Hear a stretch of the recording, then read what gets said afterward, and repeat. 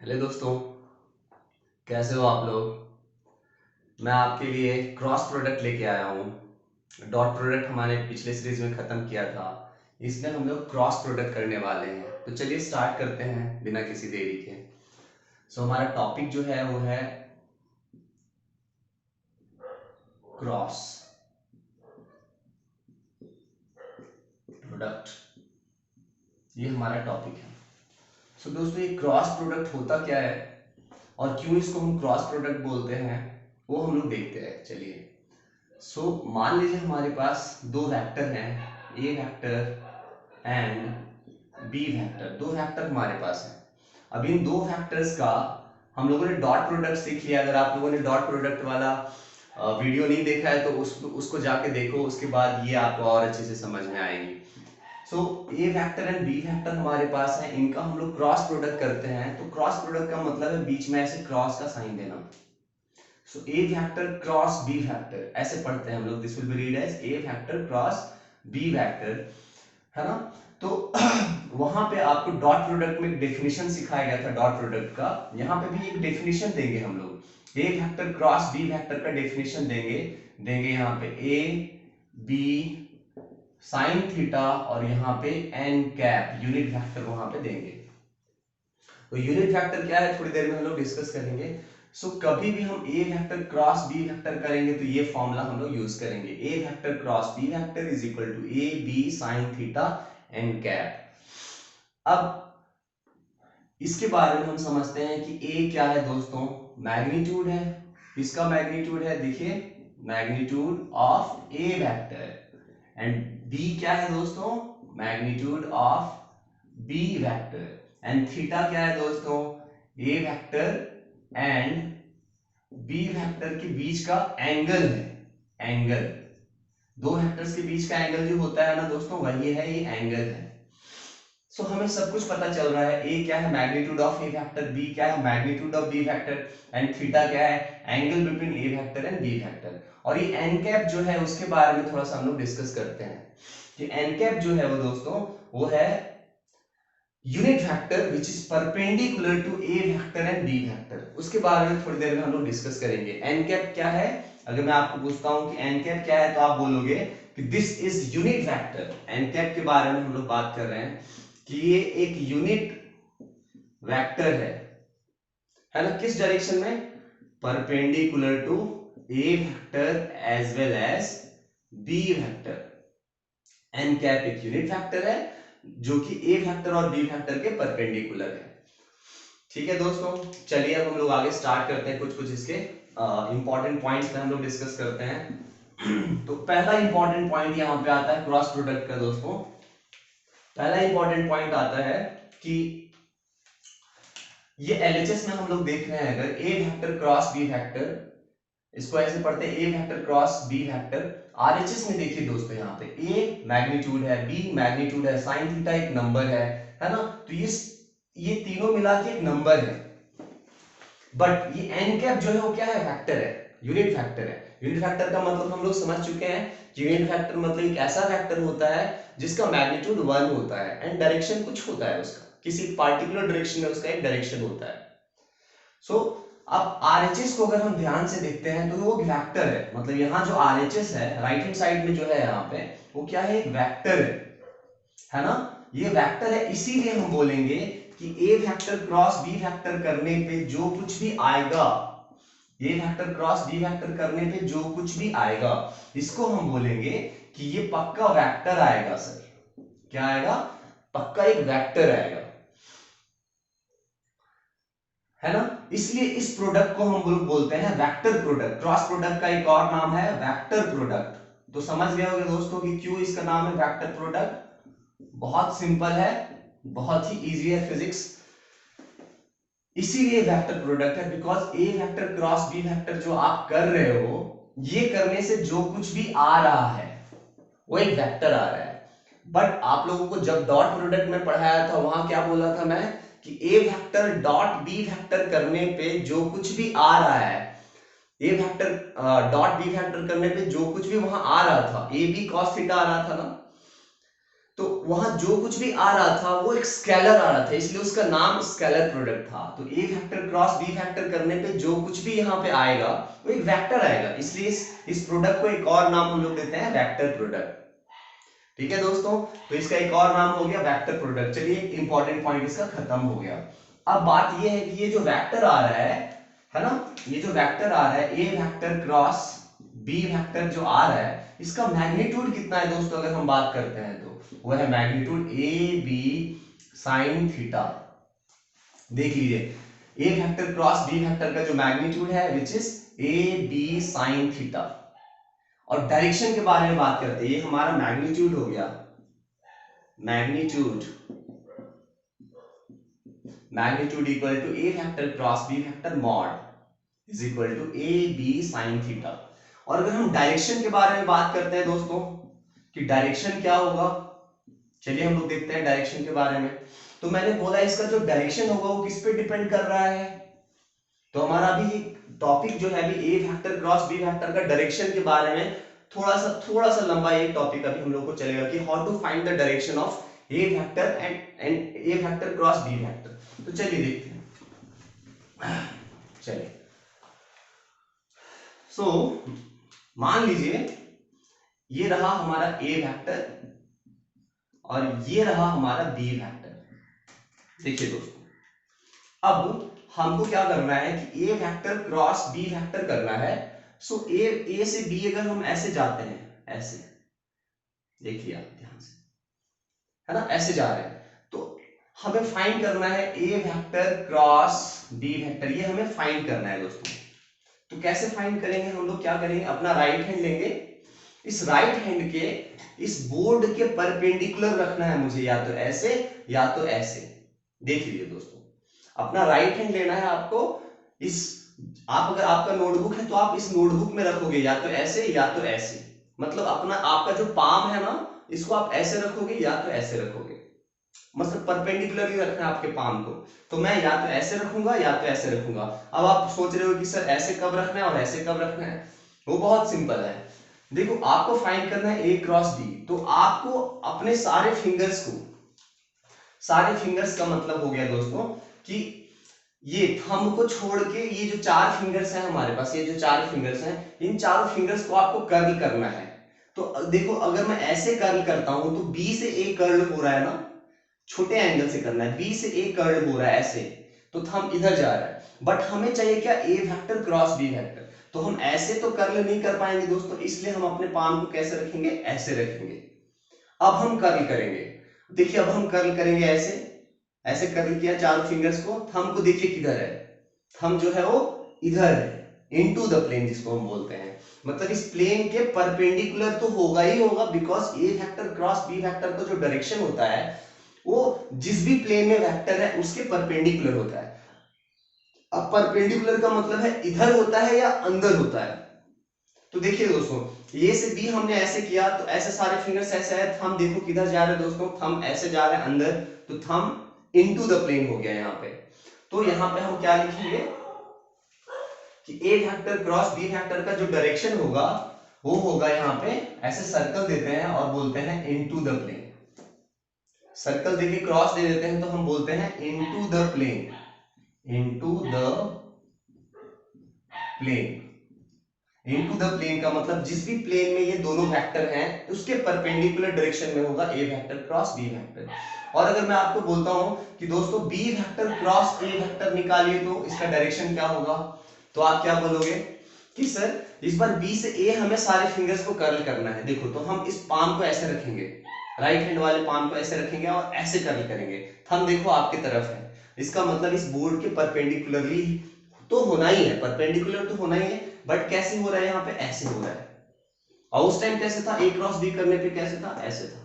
इसका मतलब A vector cross B vector जब आप कर रहे हो तो इनटू द प्लेन आ रहा है, but b vector cross A vector जब आप कर रहे हो दोस्तों तो कैसे आ रहा है, आउट टू द प्लेन आ रहा है। क्या आ रहा है, out to the plane. Out to the plane का मतलब है दोस्तों कि जो भी आपका प्लेन है उसके परपेंडिकुलरली बाहर, परपेंडिकुलरली बाहर।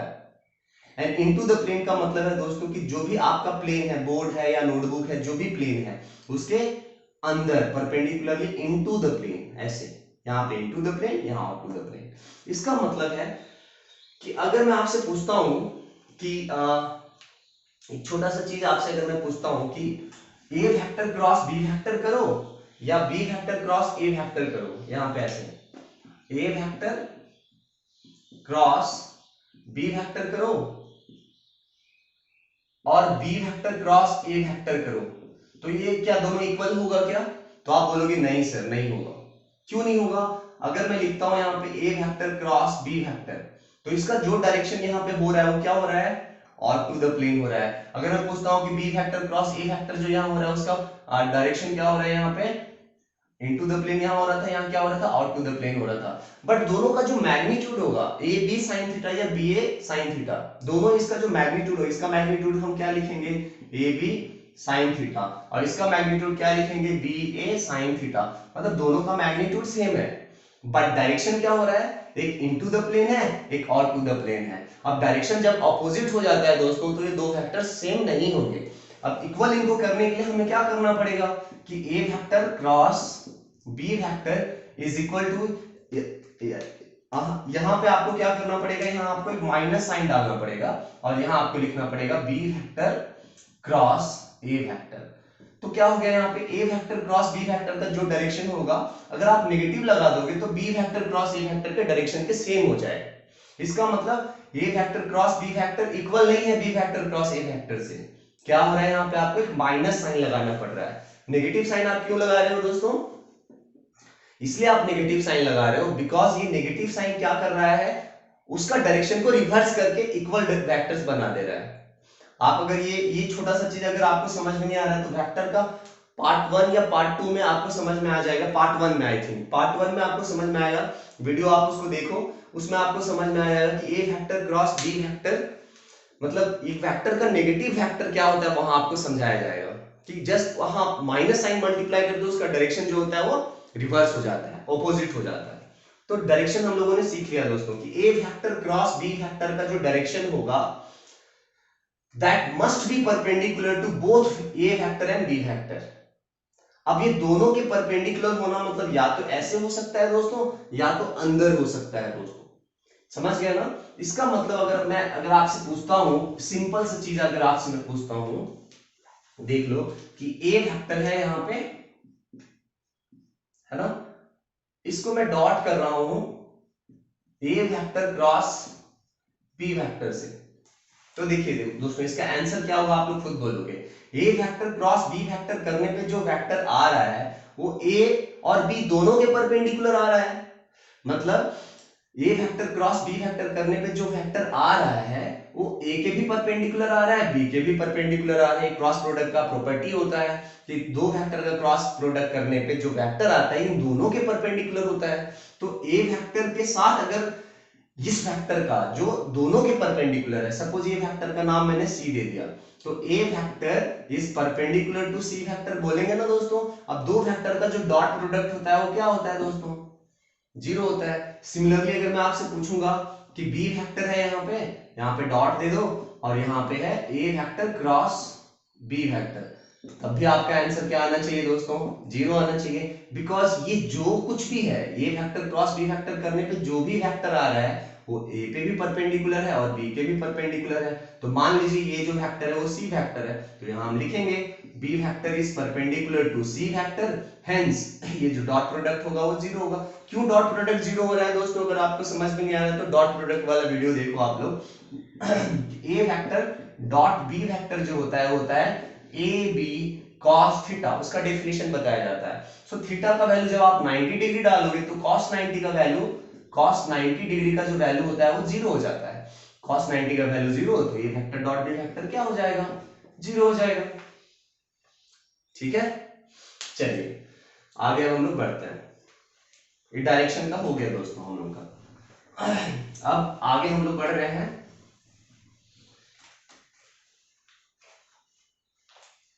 कि दो वेक्टर्स जो हैं, ये जो दो वेक्टर्स हैं वो अगर मान लीजिए a vector and b vector अगर पैरेलल है, क्या है, पैरेलल, पैरेलल है दोस्तों। जब पैरेलल है मतलब थीटा का वैल्यू कितना है, 0 डिग्री। और आपको एक छोटा सा चीज पता है कि साइन 0 डिग्री का वैल्यू कितना होता है, बोलिए 0 होता है। या फिर एंटी पैरेलल है, या फिर एंटी पैरेलल है, ए वेक्टर एंड बी वेक्टर मान लीजिए कि एंटी पैरेलल है, एंटी पैरेलल। अगर एंटी पैरेलल है तो थीटा का वैल्यू क्या हो जाएगा, 180 डिग्री। पैरेलल का मतलब होता है दोस्तों कि एक वेक्टर ऐसे है, दूसरा वेक्टर भी ऐसे है, सेम डायरेक्शन में है। एंटी पैरेलल का मतलब होता है दोस्तों एक वेक्टर ऐसे है, एक वेक्टर ऐसे है, ऑपोजिट टाइप के वेक्टर्स हैं। तो इस केस में थीटा क्या हो जाता है, 180 डिग्री, और इस केस में थीटा क्या हो जाता है, 0 डिग्री, है ना दोस्तों। तो साइन 180 डिग्री का वैल्यू अगर आपसे कोई पूछेगा कि साइन 180 डिग्री का वैल्यू बताइए, तो आप बोलोगे 0।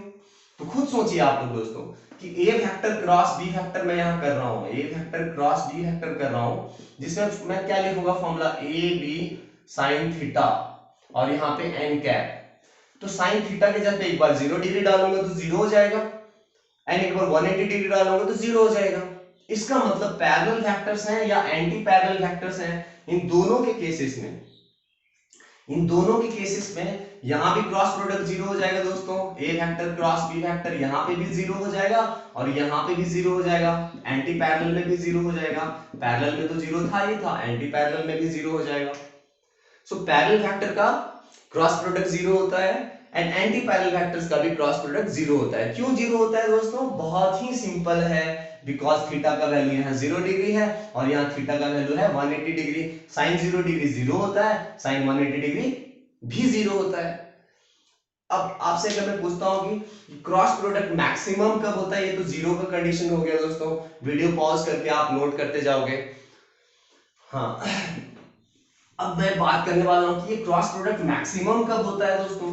तो मैक्सिमम के लिए क्या करना है, यहाँ पे देखिए दोस्तों, मैक्सिमम कब होगा, मतलब देखिए यहाँ पे ए vector cross B vector is equal to, हम लिखते क्या है, A B sine theta N cap, ये लिखते हैं ना। अब ये चीज मैक्सिमम और मिनिमम किस पे डिपेंड कर रहा है दोस्तों, साइन थीटा पे। और साइन थीटा मैक्सिमम कब होता है, अगर आपसे कोई पूछेगा साइन थीटा जो है वो मैक्सिमम कब होता है, मैक्सिमम वैल्यू तो 1 होता है। ओ कब होता है, जब थीटा का वैल्यू कितना होता है, 90 डिग्री होता है। इसका मतलब क्लियर हो गया दोस्तों, when a vector is perpendicular to b vector, देखिए यहाँ पे when a vector is perpendicular to b vector, मतलब थीटा का वैल्यू कितना हो गया, 90 डिग्री। तो जब थीटा का वैल्यू 90 डिग्री हो जाएगा तो साइन 90 का वैल्यू 1 हो जाएगा, और साइन 90 का वैल्यू 1 हो जाएगा, तब यहाँ पे क्या हो जाएगा, ए बी एन कैप। देख लिया दोस्तों यहाँ पे कि मैक्सिमम कब होगा। मिनिमम 0 का तो आपने देख लिया दोस्तों कि 0 का क्या था, पैरेलल एंटी पैरेलल था। तो दो परपेंडिकुलर वेक्टर्स का जो क्रॉस प्रोडक्ट होगा वो मैक्सिमम होगा।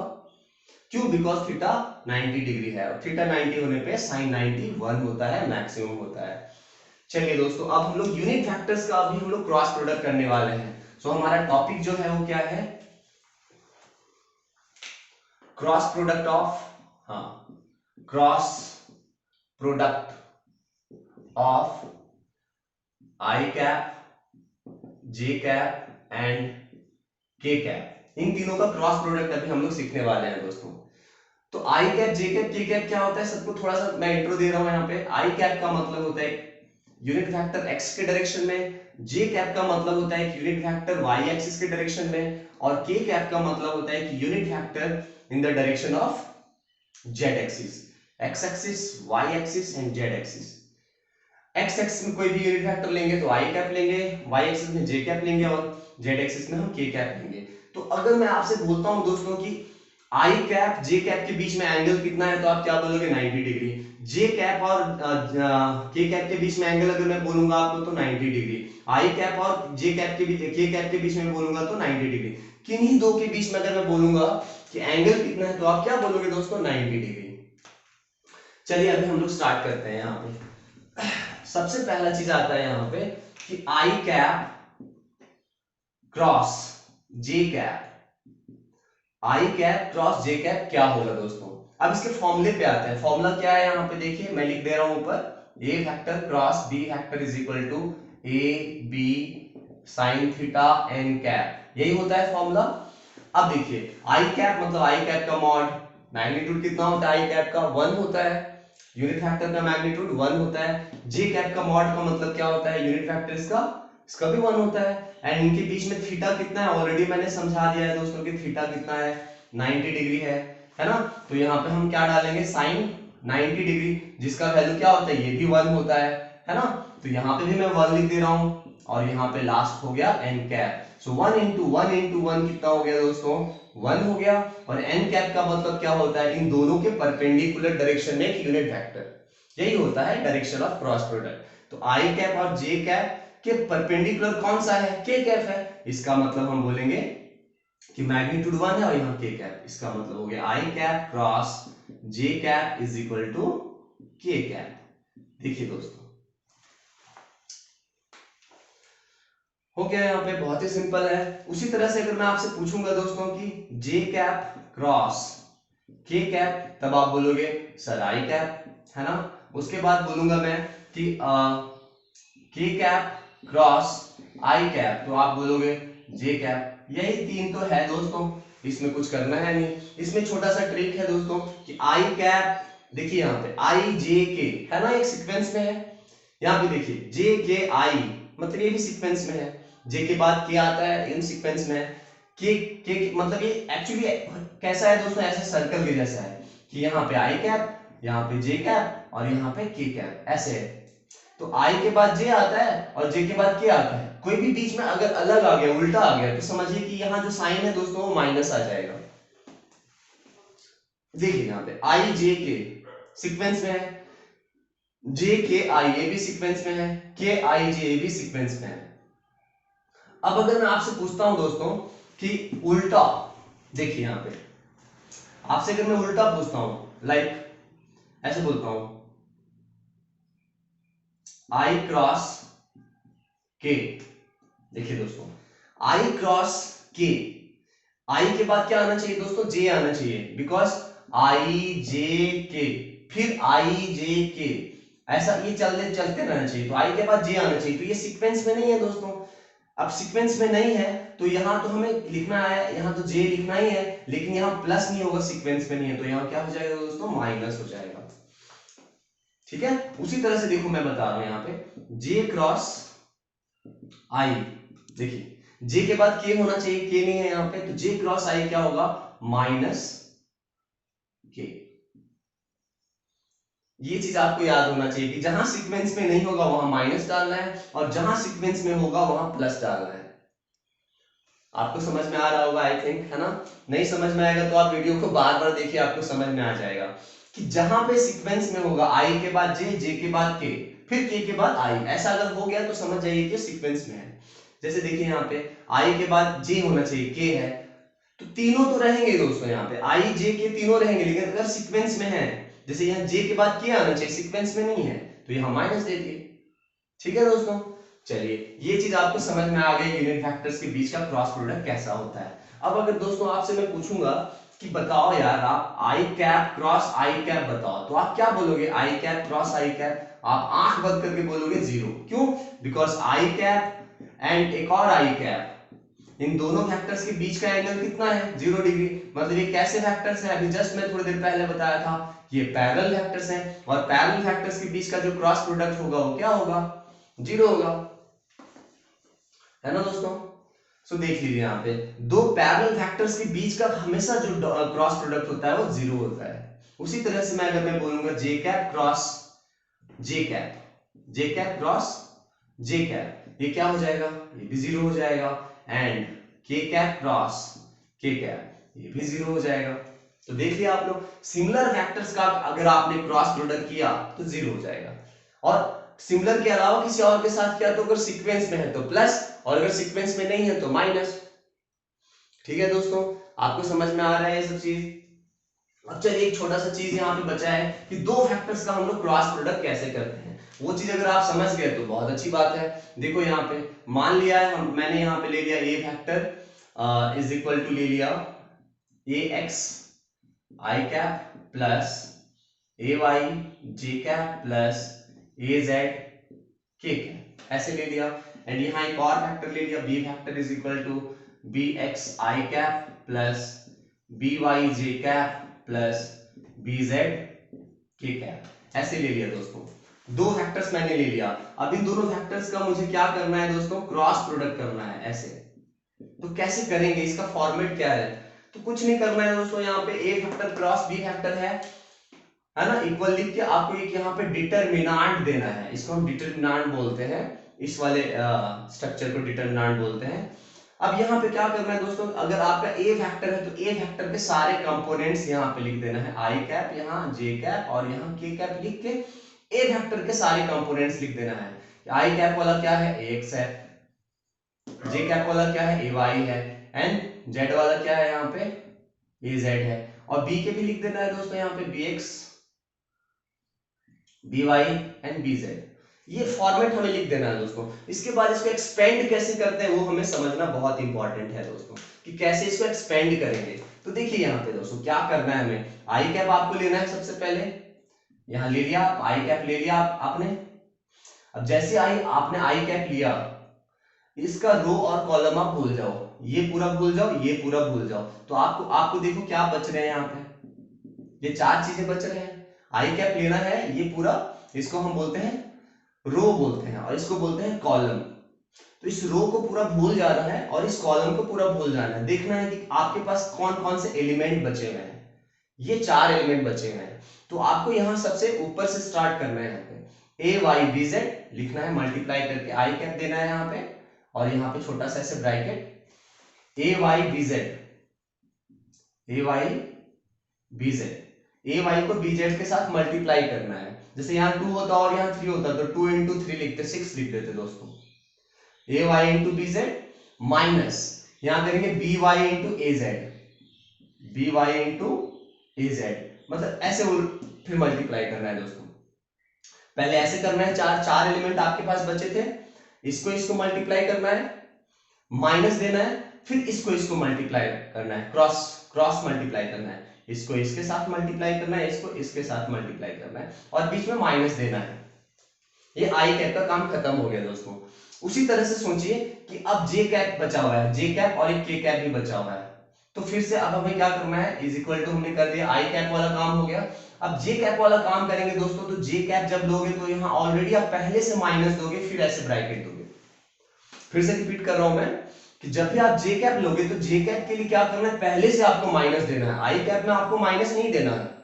आप 12th में जब डिटरमिनेंट और मैट्रिक्स पढ़ोगे वहां पे आपको एक छोटा सा चीज बताया जाएगा कि क्यों माइनस होता है। ये फिजिक्स में जरूरी नहीं है जानना कि क्यों माइनस होता है। तो ये जे कैप जब आप लोगे तो यहाँ माइनस देना है आपको, आई कैप लिया तो आपने प्लस दिया, और फिर के कैप लेंगे तो फिर प्लस देंगे। ठीक है, चलिए यहाँ देखते हैं। तो जे कैप लिया तो फिर से हमें क्या करना है, देखो यहाँ पे क्या करना है हमें, फिर से ये जे कैप वाला कॉलम और ये रो पूरा भूल जाना है। तो आपके पास कौन कौन से एलिमेंट बचे, मैं देखो उनको रेड से उनको मार्क कर रहा हूं। यहाँ देखो, यहाँ 2 एलिमेंट बच रहे हैं, और देखो यहाँ 2 एलिमेंट्स बच रहे हैं। अब सबसे टॉप लेफ्ट से स्टार्ट करना है, टॉप लेफ्ट से स्टार्ट करना है, ए एक्स इंटू बी जेड लिखना है आपको। तो लिख दिया यहाँ पे ए एक्स इंटू बी जेड, फिर बीच में आपको हमेशा की तरह माइनस देना है, फिर B x into a Z, यहां लिखना है B x into a Z, ऐसे लिखना है माइनस करके। ये फिर से जे कैप का काम हो गया। बस यहाँ ध्यान रखना है कि जब भी जे कैप आप लोगे तो यहाँ माइनस दोगे, और फिर प्लस देना है यहाँ पे के कैप, प्लस दे दिया आपने के कैप दोस्तों। तो यहाँ हम क्या करेंगे, सो के कैप जब हम लेंगे तो फिर से ये नीचे वाला पूरा छोड़ के, ये पूरा छोड़ के हमारे पास इस बार क्या बच रहा है, मैं यहाँ मार्क कर रहा हूं, देखिए यहाँ पे मेरे पास ये सारे टर्म बच रहे हैं। के कैप जब लूंगा, अब के कैप जब लूंगा तो प्लस लूंगा, मैं पहले ही बोला था, आई कैप के साथ प्लस, जे कैप के साथ माइनस और के कैप के साथ प्लस। अब ये 4 एलिमेंट बच रहे हैं, फिर से टॉप लेफ्ट से मल्टीप्लाई करना है क्रॉस, इसको ऐसे और इसको ऐसे और बीच में माइनस, तो x into b y, x into b y minus b x into a y, ऐसे करना है दोस्तों। सो ये हो गया हमारा पूरा आई कैप, ये हो गया हमारा जे कैप, ये हो गया हमारा के कैप। तो अगर ये सारे नंबर्स होंगे दोस्तों, ये नंबर्स हमें मल्टीप्लाई करना है। अभी मैं क्वेश्चन दूंगा, देखो अभी हम लोग बनाएंगे कितना इजी लगेगा। तो ये जो कुछ भी आया पूरा सॉल्व करके हम इसको लिख देंगे, माइनस करके आई कैप माइनस जो कि जे कैप प्लस समथिंग के कैप ऐसे होगा। अब अभी हम लोग डिस्कस कर रहे हैं कि इसका क्वेश्चन हम लोग कैसे करेंगे। तो ये मुझे लगता है दोस्तों आपको समझ में आ गया होगा। एक एग्जांपल अभी दूंगा, आपको और अच्छे से क्लियर होगा। चलिए करते हैं हम लोग स्टार्ट।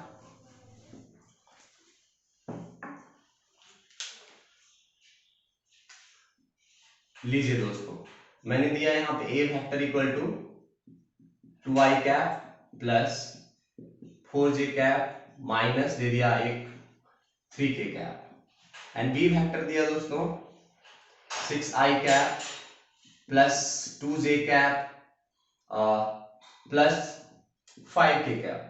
कुछ भी दो वेक्टर्स मैंने दे दिया दोस्तों। अब इन दो वेक्टर्स का हमें क्रॉस प्रोडक्ट निकालना है। तो हम सबसे पहले फिर से स्टार्ट करेंगे फॉर्मेट से, ए वेक्टर क्रॉस बी वेक्टर ऐसे करना है हमें। और यहाँ पे हमें क्या देना है, यहाँ पे डिटरमिनेंट का साइन देना है। अब क्या करना है दोस्तों, हमें पहले इसको अरेंज करना है। आई कैप, यहाँ पे जे कैप, यहाँ पे के कैप अरेंज कर दिया। This is 2 4 -3 2 4 -3 6 2 5 6 2 5।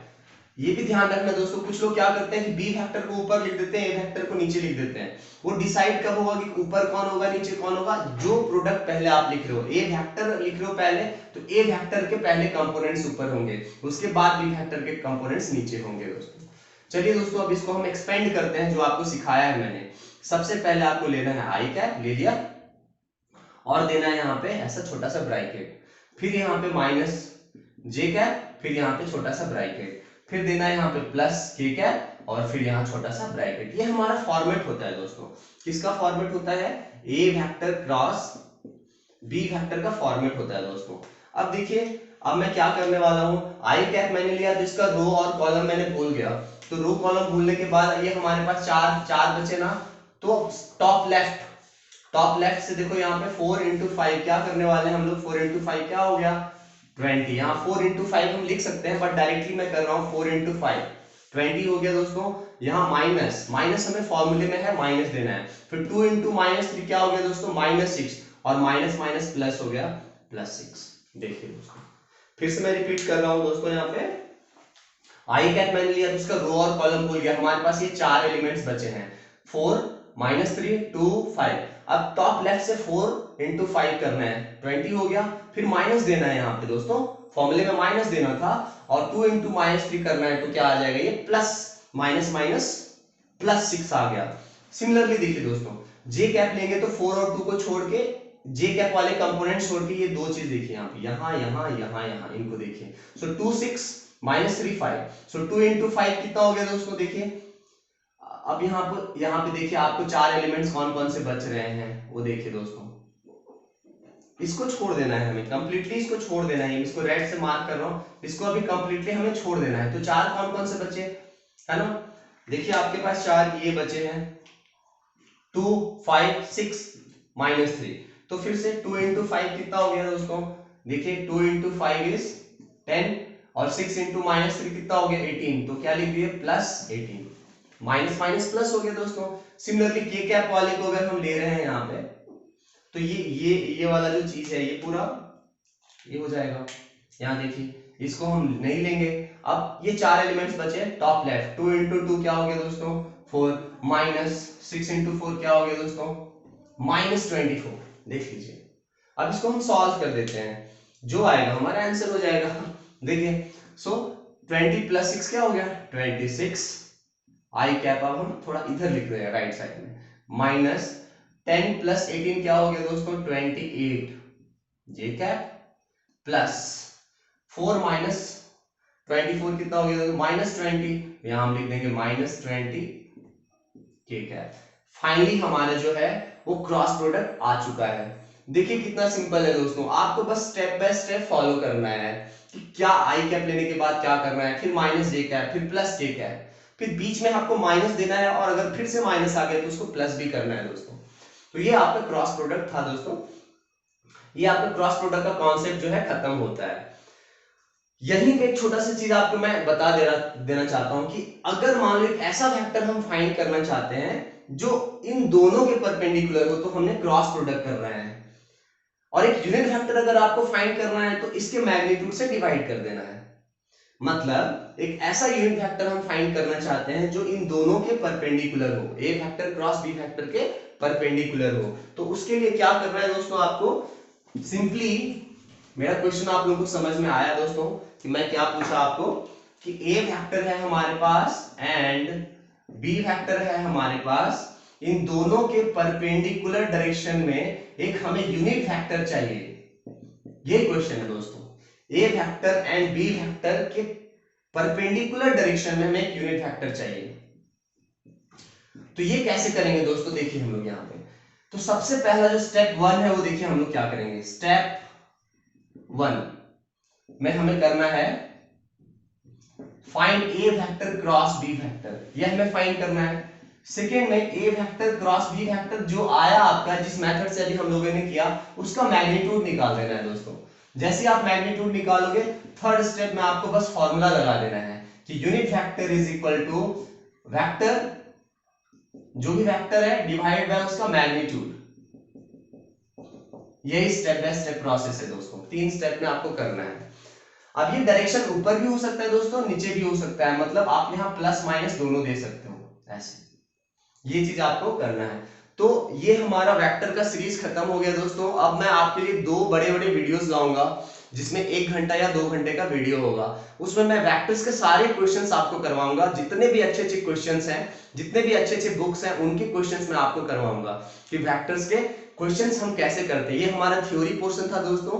Her theory portion के बाद 2 बड़े बड़े क्लासेस में करूंगा, जिसमें सिर्फ क्वेश्चंस होंगे, और उन क्वेश्चंस में क्या होगा, जो कॉन्सेप्ट आप लोगों ने सीखा है उस कॉन्सेप्ट को हम लोग यहाँ पे कैसे हम यूज करेंगे क्वेश्चन को सॉल्व करने के लिए दोस्तों।